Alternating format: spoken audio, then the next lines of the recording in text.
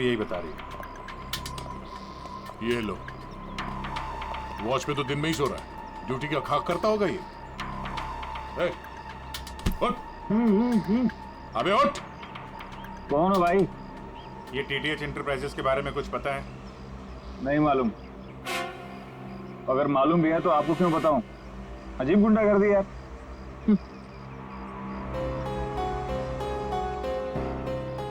उठ। क्या है? सीआईडी से हम लोग। उठ। Sorry sir. ड्यूटी के वक्त सोता है? सॉरी सर, गलती हो गई सर। सर ये टीटीएच का ऑफिस इसी बिल्डिंग में। इसे पहचानते हो? साहब ये तो विनोद साहब हैं। ये टीटीएच कंपनी में काम करते हैं। कौन कौन काम करता है इस ऑफिस में? साहब और लोगों को तो नहीं पता, विनोद साहब को आते जाते देखा है मैंने। साहब कोई बात है क्या? कल एक मैडम आई थी, विनोद साहब के बारे में पूछताछ कर रही थी, और आज आप लोग आए हैं। कौन? क्या नाम है, कुछ मालूम है? हमने उनका नाम तो नहीं पूछा, लेकिन मैडम बहुत सुंदर थी। अच्छा, उस सुंदर मेम साहब का स्केच बनवा सकते हो? हाँ सर। पंकज, स्केच आर्टिस्ट को बुलवा। विनोद साहब की ऑफिस का डुप्लीकेट चाबी तो होगी ना तुम्हारे पास? हाँ सर। लो। ड्यूटी के वक्त सोना नहीं, समझे? अब नहीं सोऊंगा साहब। ये गार्ड कुछ अजीब सा बिहेव कर रहा था।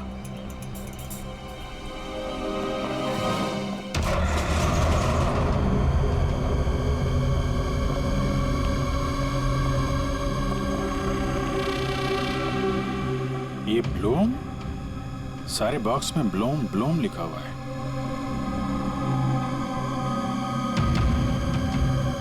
है क्या इस बॉक्स में?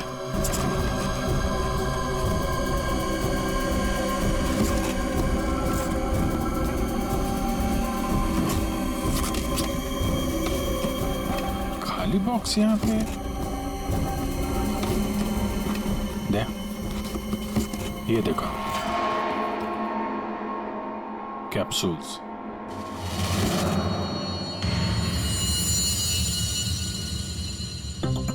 कहीं ये विनोद मेडिसिन वगैरह तो नहीं सप्लाई करता था? ये भी खाली है। खाली? अब ये क्या चक्कर है?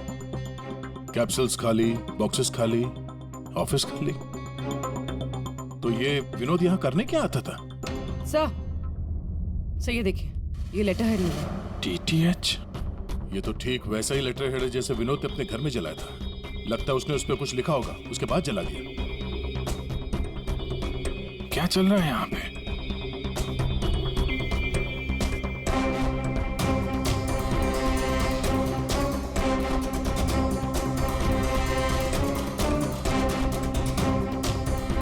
सर? हाँ पूर्वी? सर ये देखिए, इसके अंदर कुछ छुपा कर रखा है। क्या, निकालो। देखो, ऑन होता है क्या? ऑन करो। ये तो किसी जगह का सीसीटीवी फुटेज है। लाइव है यार ये तो। इसका मतलब है विनोद यहां से इस जगह पर नजर रखे हुए था। कोई फैक्ट्री या वेयर हाउस लग रहा है। सर! स्केच! आखिर ये लड़की है कौन और क्यों पड़ी थी ये विनोद के पीछे? बॉस, विनोद के शरीर में उसकी छाती के पास में जो गोलियां में मिली है, विनोद की मौत उस गोली से नहीं हुई। क्या? ये तो क्या बोल रहा है सारुण के? अगर उस बुलेट से मौत नहीं हुई विनोद की, तो फिर कैसे? देखो बॉस, मौत कैसे हुई ये तो पता नहीं, लेकिन उस गोली से नहीं। देखो, जब गोली शरीर के अंदर घुसती है तो बहुत ज्यादा स्पीड में आती है, लगभग 700 किलोमीटर पर सेकंड की स्पीड से, और उसके सामने जो भी चीज आती है उसे डैमेज करती हुई जाती है। लेकिन विनोद की बॉडी में ऐसा कोई डैमेज नहीं। ये गोली जहां पर मिली है उसके आसपास के टिश्यूज भी डैमेज नहीं है। ये कैसे हो सकता है? एक और बात, ये देख रहे हो टुकड़े? हाँ, ये टुकड़े मुझे वहां से मिले जहां विनोद को गोली लगी थी, उस घाव के पास में से। है क्या ये? कैसे पहुंच गए? अब ये तो पता नहीं है, लेकिन ऐसे बहुत सारे टुकड़े हैं। इन सबको जोड़ना पड़ेगा, फिर देखना पड़ेगा कि टुकड़े कहां से आए, ये टुकड़े हैं किस चीज के।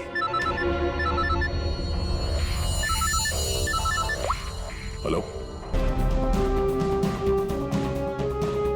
सर, मेरी बच्ची, मेरी बेटी सर।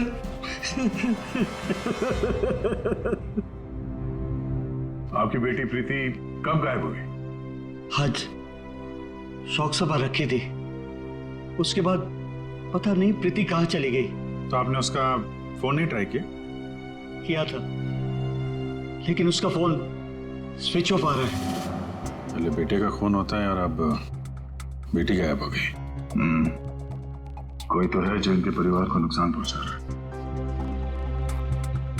आपने बताया कि आपके घर पे शोक सभा थी तो काफी लोग आए थे, तो उन सब के बीच में से आपकी बेटी प्रीति गायब हो गई और आप लोगों को पता नहीं चला? और वहां पे जितने लोग थे उन लोगों ने कुछ नहीं देखा? पूर्वी जरा चेक करो, इनके घर के आसपास कोई सीसीटीवी कैमरा वगैरह लगा है क्या? चैट फुटेज से पता चल जाए। सर, ये कौन सी विपत्ति टूट पड़ी है सर मेरे परिवार पर। पहले मेरे बच्चे का खून हो गया और अब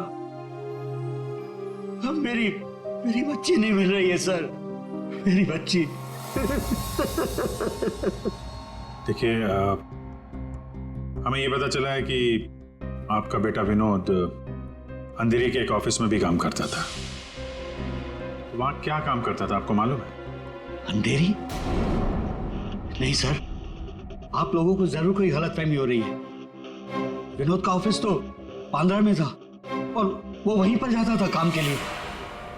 इसका मतलब है विनोद ने आपको अपने दूसरे काम या दूसरे ऑफिस के बारे में कुछ नहीं बताया था? हो सकता है उसने ये बात आपको जानबूझ के ना बताई हो। और शायद आपकी बेटी प्रीति उसको इस बात की जानकारी थी, क्योंकि विनोद के खून के तार कहीं ना कहीं उसके इस दूसरे ऑफिस और टीटीएच कंपनी से जुड़े हुए हैं। और ये सब अब प्रीति के मिलने के बाद ही पता चलेगा। सर यही वो कार है जिसमें प्रीति और वो दूसरी लड़की गए। घर के पास जो सीसीटीवी लगा था उसमें भी यही कार थी। सर ट्रैफिक पुलिस ने इस कार को यहाँ पर ट्रेस किया और हमें इन्फॉर्म किया। गाड़ी तो खुली है।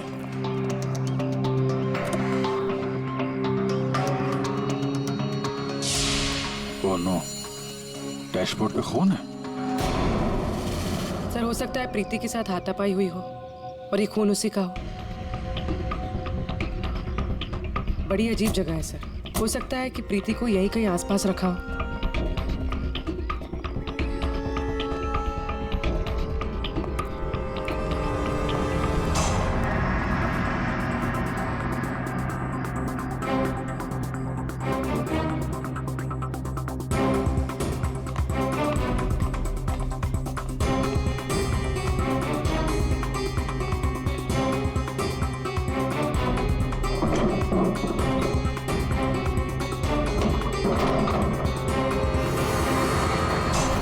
प्रीति? ये तो प्रीति है। प्रीति? प्रीति? यहाँ तो कोई भी नहीं है। प्रीति? प्रीति? प्रीति?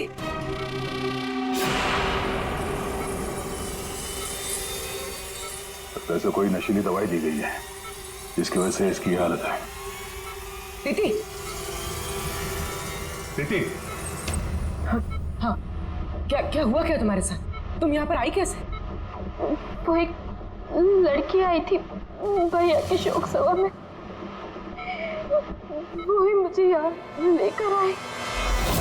उसने मुझे कहा कि भैया का एक पैकेट है उसके पास, वो मुझे देना चाहती थी।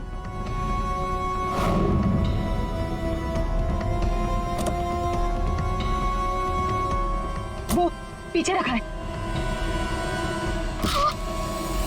अंकल, जरा स्केच दिखाना इसको।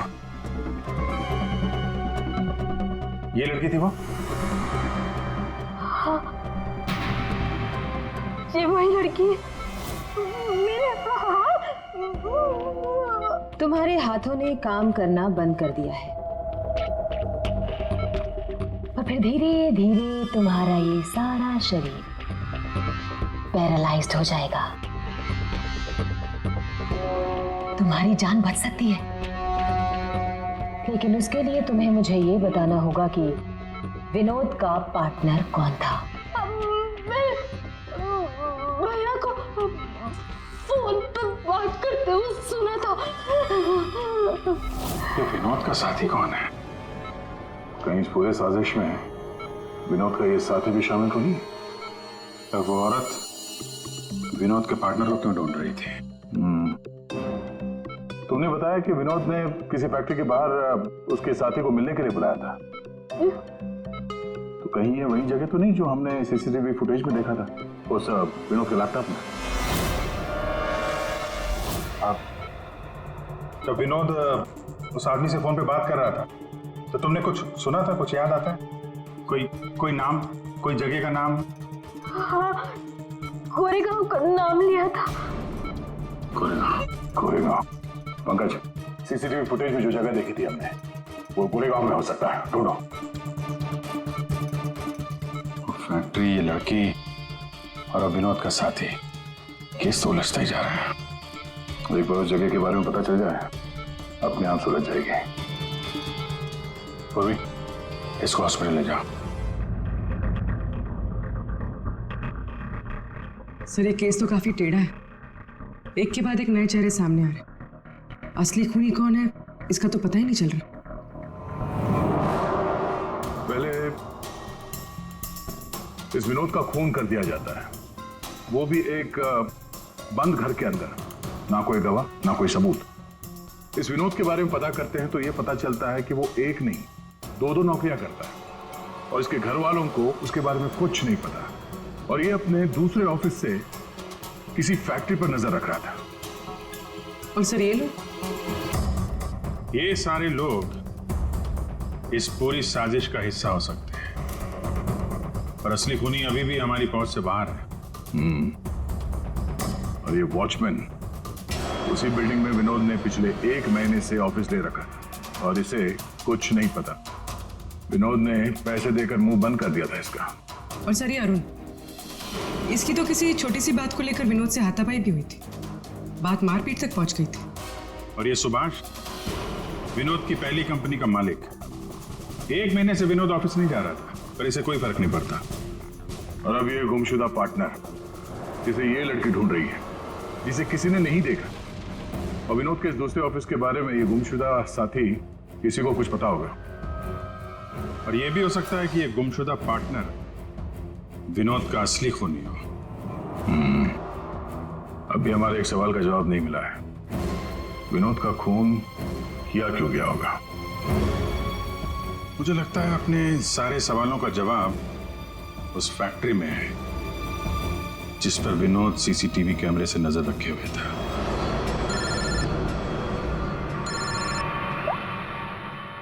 हाँ पंकज, क्या फैक्ट्री का पता चल गया? ग्रेट।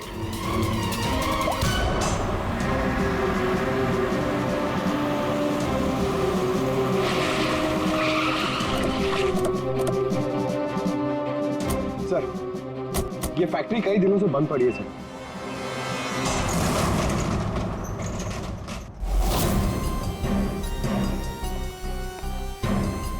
नो एंट्री का बोर्ड, तो कैमरा यहीं कहीं होगा, इधर होगा। ये रहा। ब्लूम? ये तो वहां भी था, ब्लूम।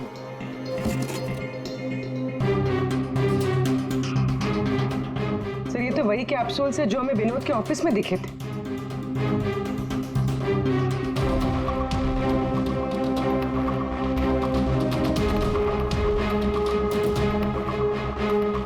ये कैप्सूल भरे हुए हैं और वो खाली, मतलब ये कैप्सूल यहां से वहां चक्कर काट रहे हैं।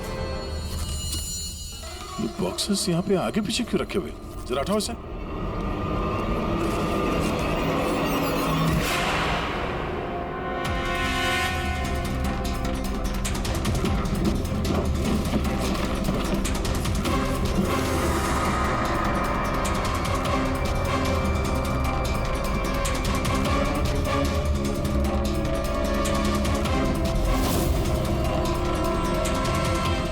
कौन हो सकती है लड़की? तो नहीं? उस लड़की की मौत 48 घंटे पहले हुई है, सारुण के साहब ने बताया। गोली मारी है उसे। आखिर उस फैक्ट्री में से है क्या कि विनोद 24 घंटे उस पर नजर रखता था, और अब इस लड़की की लाश मिलती है हमें वहां से, और वो दवाइयों की कैप्सूल अभी तक पता नहीं चला कि कैप्सूल के अंदर था क्या। सर उन कैप्सूल्स में जो पाउडर मिला है, कहीं ये सब उसके लिए तो नहीं हो रहा? मगर सिर्फ एक पाउडर के लिए कोई किसी की जान क्यों ले ले? ऐसा क्या है खास उस पाउडर में? पाउडर में क्या है वो तो बहुत जल्द पता चल जाएगा। एसीपी साहब जमे हुए हैं सारुण के साहब की लैब में।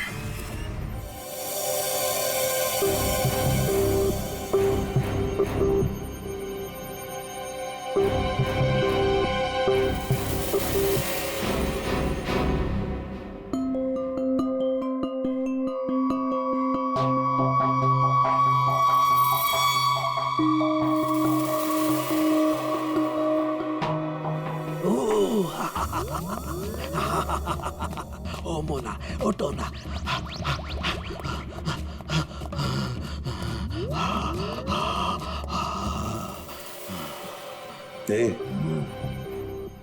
सोलंकी, क्या हुआ बे?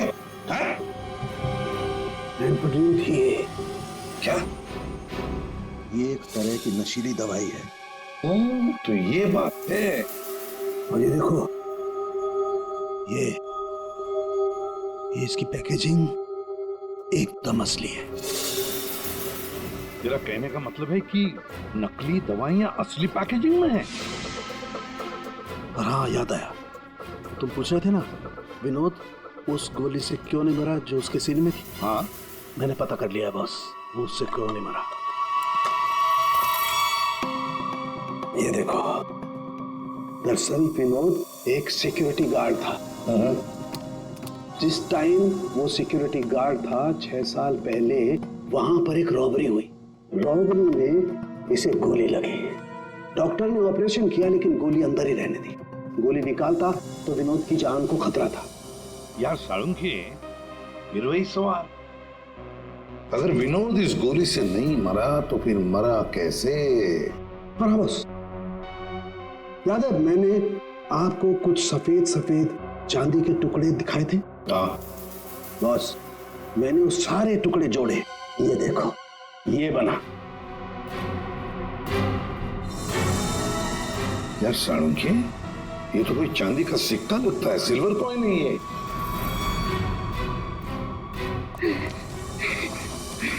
बच गया। फैक्ट्री का मालिक सर यहाँ पे आने के लिए राजी नहीं था। अपने तरीके से समझाया तो मान गया बेचारा। देखिए सर, ये गलत है।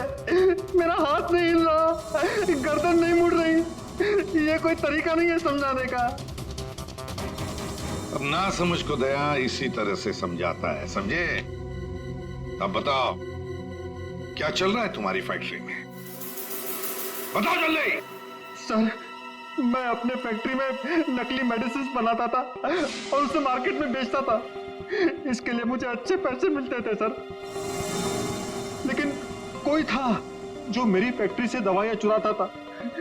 इसीलिए मैंने एक लड़की को काम पे लगाया, ये पता करने के लिए कि ये चोरी के पीछे है कौन। लड़की को? कौन है ये लड़की? सर, उसे मैंने फॉरेन से बुलाया। खून करने में एक्सपर्ट है सर।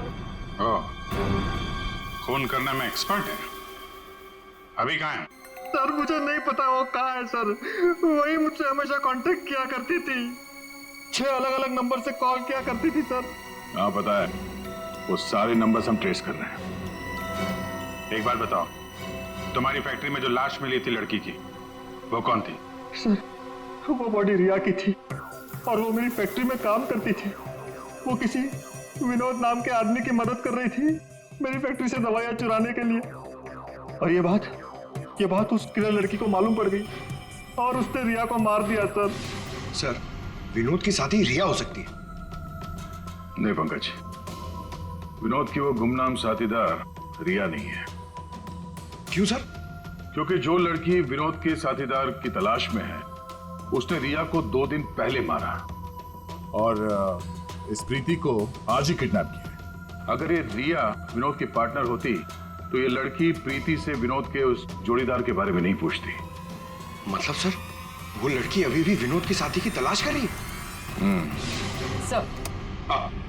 सर वो किलर लड़की ने जो 6 अलग अलग नंबर से इस विवेक को कॉल किए थे, उनमें से सारे नंबर्स ऑफ आ रहे थे, लेकिन अभी अभी एक नंबर एक्टिवेट हुआ है, सिर्फ 1 मिनट के लिए। तो फिर जरूर इस लड़की ने किसी के साथ बात करने के लिए ये नंबर ऑन किया है। 1 मिनट तो काफी है हमारे लिए ट्रेस करने के लिए। लग जाओ काम पे पूर्वी।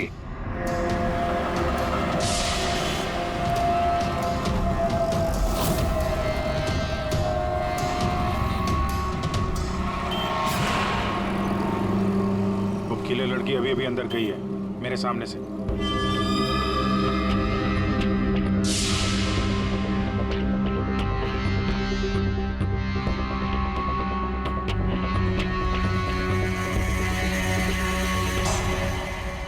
गणपति बप्पा मंगल मूर्ति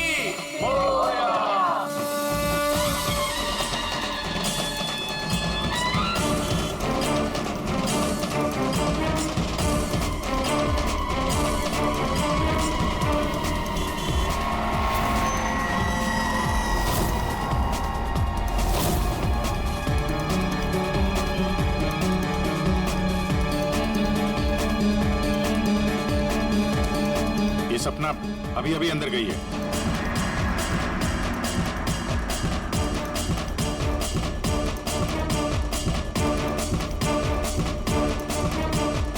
ये तो वही है, विनोद की दोस्त।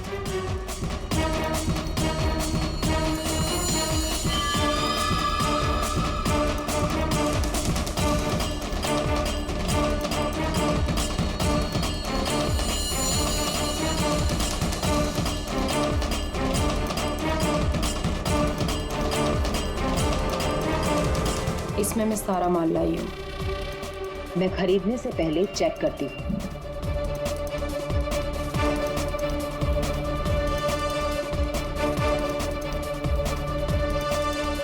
पंकज एक काम करो, वो लड़की के पास जो बैग है ना, उसको छीन के भागो वहां से। अरे सर, ये क्या कह रहे हैं आप? बैग लेके भागूंगा तो किलर बाद में मारेंगे, पब्लिक पकड़ के मारेंगे मुझे। जितना कह रहा हूं उतना करो। बैग छीनो और भागो वहां से जल्दी। मुझे पैसे दो ताकि मैं यहाँ से जा सकूं।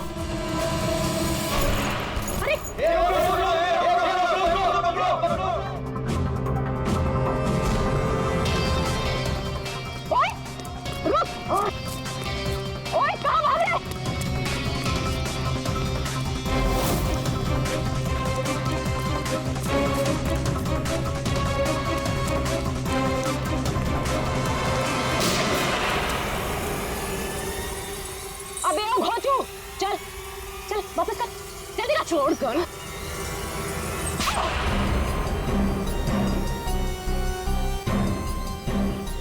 तुमने पैसों के लालच में अपने दोस्त की बलि दे दी, खून कर दिया उसका। ठीक गलत है। मैं और विनोद तो साथ में काम किया करते थे। मैं रिया की हेल्प से नकली दवाइयां चुराती थी और विनोद उन नकली दवाइयों को बॉस तक पहुंचाता था। और इस काम के लिए बॉस हमें ढेर सारे पैसे देते थे।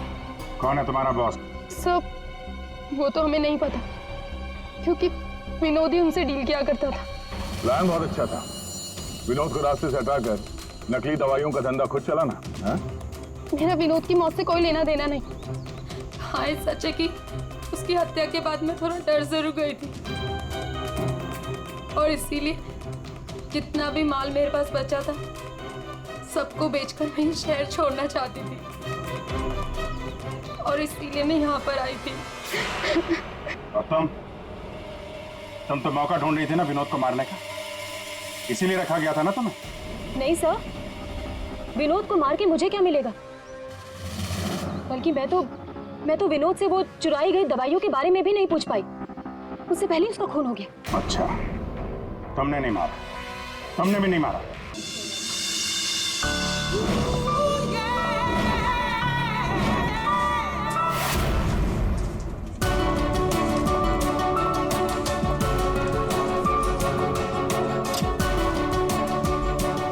May I come in, sir?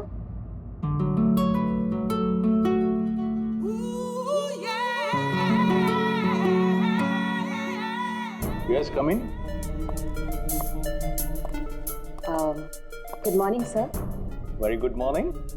आप सर आपने मुझे इंटरव्यू के लिए बुलाया था। अरे हाँ, याद आया। Please have a seat. बैठिए ना, आइए प्लीज बैठिए। Thank you sir.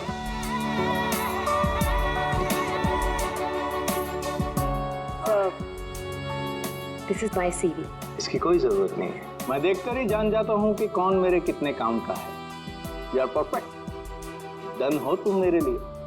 सर लेकिन आपने तो कुछ देखा ही नहीं। मैंने कहा ना, इसकी कोई जरूरत नहीं। क्या है, बहुतों की लाइफ बनाई है मैंने, अब तुम देखती जाओ, मैं तुम्हारी भी लाइफ बना दूंगा।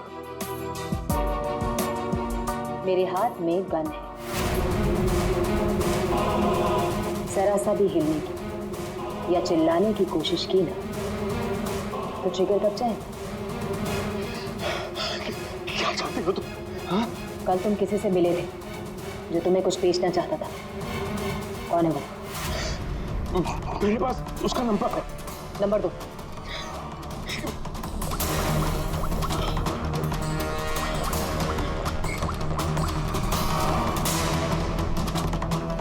तो विनोद नाम है इसका।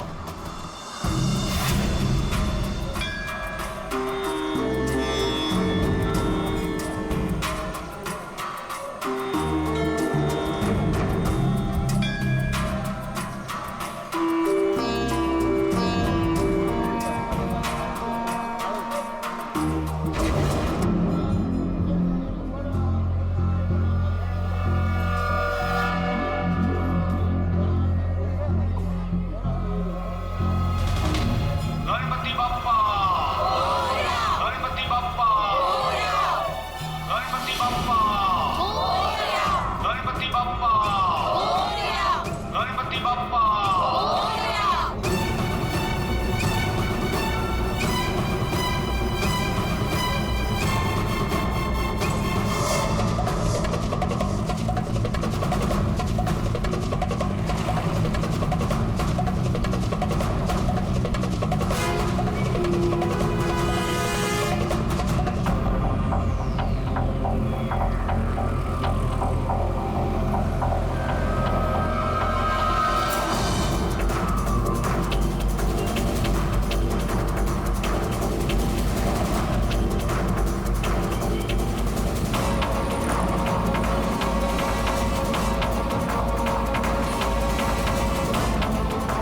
गायब हो गया ये, मुझे किसी भी हाल में विनोद को ढूंढना ही होगा।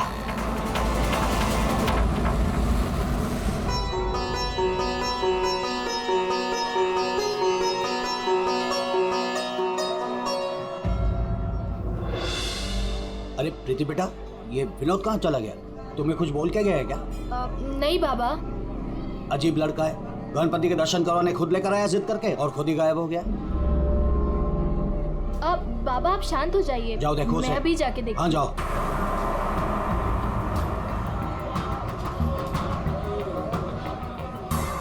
ये फोन भी नहीं उठा रहे हैं।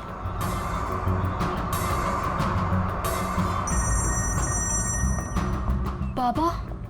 हेलो प्रीति, अरे बेटा कहाँ हो तुम? हाँ मैं घर तक आई हूँ, विनोद भैया को लेने, बस 2 मिनट में उन्हें लेकर आ रही हूँ। बेटा देखो आरती का वक्त हो रहा है, तुम विनोद को लेकर जल्दी आ जाओ। भैया।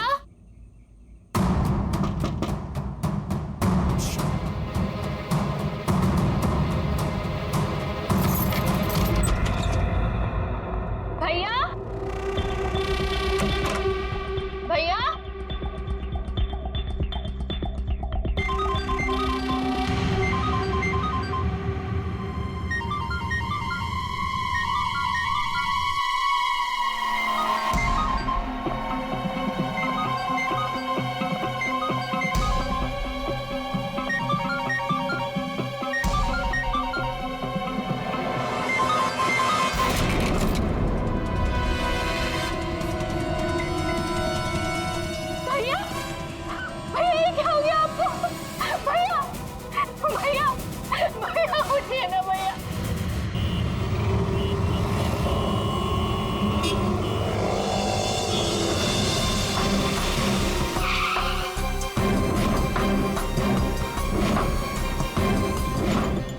सब लोग गणपति दर्शन के लिए पंडाल गए थे, जहां से विनोद ने आप में से किसी को कुछ बताया नहीं और वहां से चला गया।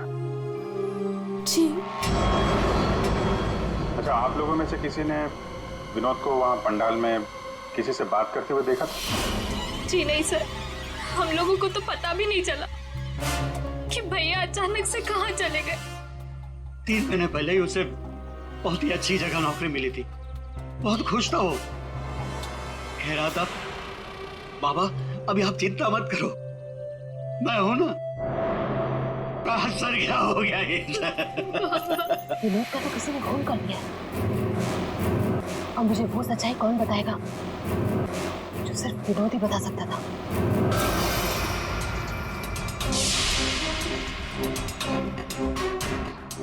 सर, सीने में घाव का निशान है। देखकर लगता है कि गोली लगी, लेकिन अजीब बात यह है कि गोली शरीर से बाहर निकली नहीं, शायद अंदर ही रह गई। तो प्रीति के यहाँ आने से पहले कोई तो था जिसने विनोद पे गोली चलाई और यहाँ से भाग गया। हम अगर अंदर आए कैसे? ये दरवाजा तो प्रीति ने खोला था, कोई फोर्स एंट्री का निशान भी नहीं है। उन्हीं अंदर आया कैसे? 10 मिनट। विनोद जब घर आया और प्रीति ने दरवाजा खोल के जब इसकी लाश देखी, इसके बीच में सिर्फ 10 मिनट का फर्क है और इतना ही टाइम खूनी के पास भी था। अभिजीत, कहीं ऐसा तो नहीं कि उस खूनी ने विनोद के ऊपर हमला किया यहाँ घर के बाद और विनोद की मौत हुई घर के अंदर जाने के बाद? नहीं सर, जब विनोद आया था तो मैंने उसे देखा था, वो बिल्कुल ठीक था और उसे चोट भी नहीं लगी थी। तो आखिरी बार विनोद को आपने देखा था? शायद। आप कौन है? अब ये इनकी पड़ोसन है। और आप कौन है? मैं सपना, प्रीति और विनोद की दोस्त। सर,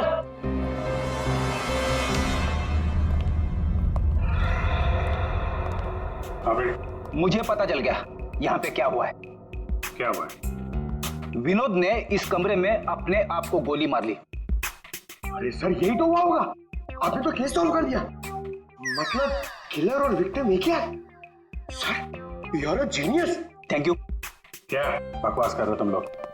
इसने अपने आप को गोली मारी तो गन कहाँ है? इसकी आत्मा लेके चली गई क्या? ये तो यहाँ पड़ा हुआ है। गोली तो चली है, लेकिन किसी और के हाथ से।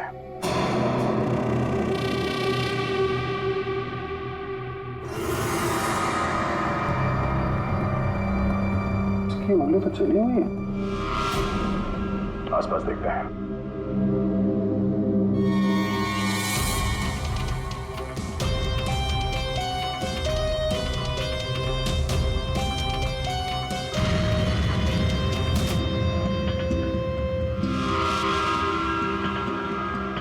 चली हुई थी।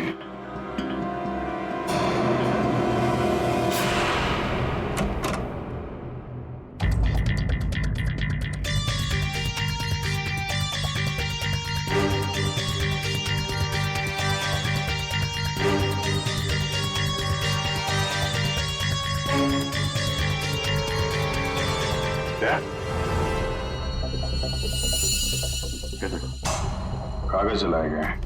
शायद इस विनोद ने जलाया होगा, तभी उसकी उंगली जल गई। है क्या इस कागज में? बॉस, जिस गोली को आप लोग तलाश कर रहे हो दरअसल यहाँ छिप करके बैठी है। ये देखो, विनोद के सीने में जाकर के अटक गई है। जिस गोली से विनोद की मौत हुई है वो उसके शरीर से बाहर कहीं नहीं। जहां विनोद की लाश मिली वहां पर कोई गन नहीं थी। एक बार ये गोली निकलेगी ना तो पता चल जाएगा कि कौन सी गन से गोली चली है और फिर क्या विनोद ने आत्महत्या की थी या फिर किसी ने विनोद को मार डाला। बिल्कुल बॉस, लेकिन अभी मैं आपको एक और जरूरी चीज दिखाना चाहता हूँ। एक जला हुआ कागज का टुकड़ा। काफी कुछ जल चुका है, लेकिन मैंने थोड़ा बहुत रिकवर कर लिया है, बचा लिया। इस पर कुछ खास लिखा हुआ है। TTH.END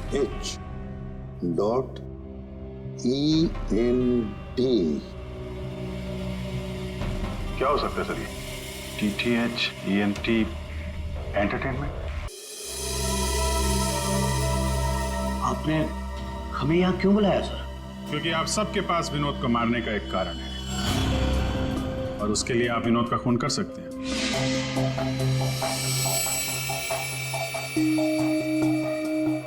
सर ये आप लोग क्या कह रहे हैं? विनोद मेरा बेटा था। लालच, ईर्ष्या, जलन, बदला, गुस्सा, इतने सारे कारण थे आप लोगों के पास विनोद का खून करने के लिए। सर विनोद मेरा भाई था, हम क्यों मारेंगे उसे? आप लोगों को विनोद भैया का कातिल नहीं मिल रहा, इसलिए आप लोग हमें फंसाने के लिए कहानी बना रहे हैं। विनोद का खून हमें मिल चुका है। विनोद का खून एक सिल्वर कॉइन से हुआ है, एक चांदी के सिक्के से, और ये है वो चांदी का सिक्का। सर इस चांदी के सिक्के से? इससे कोई किसी को कैसे मार सकता है? जी हाँ, हमें भी यही लगता था कि एक चांदी के सिक्के से कोई किसी की जान कैसे ले सकता है, लेकिन हमारे फोरेंसिक सर्जन डॉक्टर साळुंखे, उन्होंने जब इसे अच्छी तरह से देखा तो उन्हें मिला इस कॉइन के अंदर एक छोटा सा छेद, और उस छेद के अंदर था एक बॉम्ब।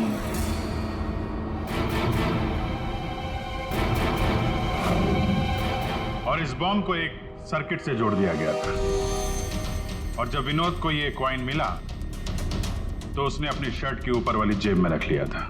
कुछ देर बाद विनोद का मोबाइल फोन बजा। जैसे विनोद ने अपना फोन उठाया, यहां पे रखा हुआ ये बॉम्ब फट गया। मतलब साफ है, जिस किसी ने भी ये सिल्वर कॉइन विनोद को दिया था, खूनी वही है।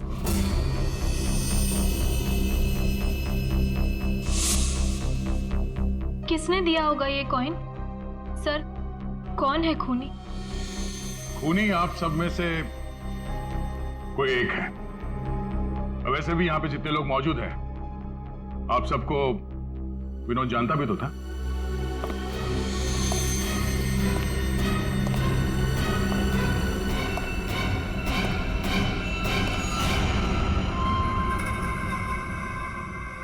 क्या बात है सर, आपने मुझे बुलाया?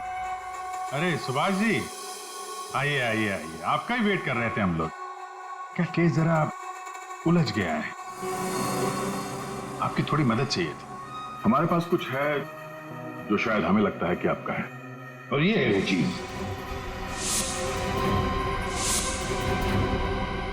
आप पहचानते हैं इसे?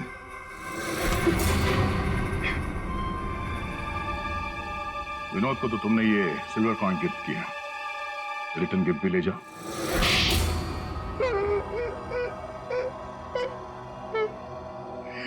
मुझे पता चला कि विवेक अपनी फैक्ट्री में नकली दवाइयां बनाकर बहुत पैसे बना रहा था, तो मैंने सोचा क्यों ना विवेक की फैक्ट्री से नकली दवाइयां चुरा कर मैं भी पैसे बनाऊं। इसके लिए मुझे एक आदमी की जरूरत थी जो उसकी फैक्ट्री से ये दवाइयां चुरा सके। विनोद ये काम कर सकता था, लेकिन विनोद मुझे धोखा देने की सोच रहा था। मुझे पता चल गया था कि उसने किसी और के साथ डील कर ली थी, इसीलिए मुझे उसे रास्ते से हटाना पड़ा। और इस बात का अंदाजा विवेक को था, इसीलिए उसने इस सोनाली को हायर किया। जो बम तुमने विनोद को लगाया था उसमें अमोनियम नाइट्रेट नाम का केमिकल था, और हमें पता है ये केमिकल तुम बनाते और बेचते हो। तुम्ही ने तो लिस्ट दी थी, याद है? नकली दवाइयां बाजार में लाकर लाखों लोगों की जिंदगी के साथ खिलवाड़ किया है तुम लोगों ने। ऐसे जुर्म के लिए सिर्फ एक ही सजा है, फांसी।